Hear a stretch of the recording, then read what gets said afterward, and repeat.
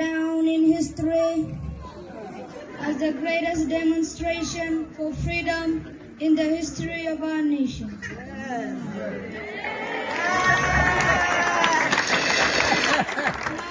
5 years ago, a great Nigerian in whose symbolic shadow we stand today signed an Emancipation Proclamation. This momentous decree came as a great beacon of light to millions of African children who have been seared in the flame of withering Eurocentrism. But 100 years later, the Negro is still not free. 100 years later, the Negro is still on the chains of their captives. 100 years later, the Negro lives on a lonely island of poverty. I have a dream that one day this continent will rise up and live the true meaning of its creed. Yes. We hold this to be self-evident that all men are created equal. I have a dream that one day the red peaks of Uhuru, the sons of former slaves and the sons of former slave owners, will be able to sit down together at the table of brotherhood. I have a dream.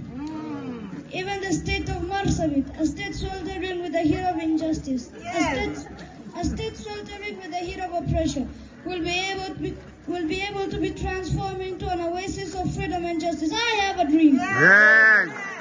And our poor little children will one day live in a nation where they'll not be judged by the color of their skin, but by the content of their character. I have a dream. Down in Somalia, with its vicious terrorists, with its leader having his lips dripping with the words of interposition and nullification. One day, right in Accra, little black boys and little black girls will be able to join hands, little white boys and little white girls as sisters and brothers. I have a dream today. Yes. That every hill and every valley shall be exalted. That every hill and every mountain shall be made low. That our places will be made plain and all the crooked places will be made straight. Yes. And the glory of the Lord shall see it together. This is our hope. This is the faith that I go back to the south with. With this faith, we will be able to transform the jangling discords of our nation into a beautiful symphony of brotherhood. With this faith, we will be able to work together, to pray together, to go to jail together, to stand up for freedom together, knowing that we'll be free one day as one.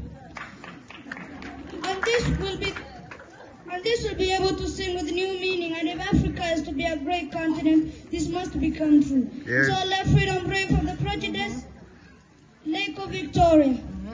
Let freedom bring from the mighty mountain of Lagos. Let freedom bring from the heightening mountains of Kenya. Let freedom reign from the mighty country of Egypt.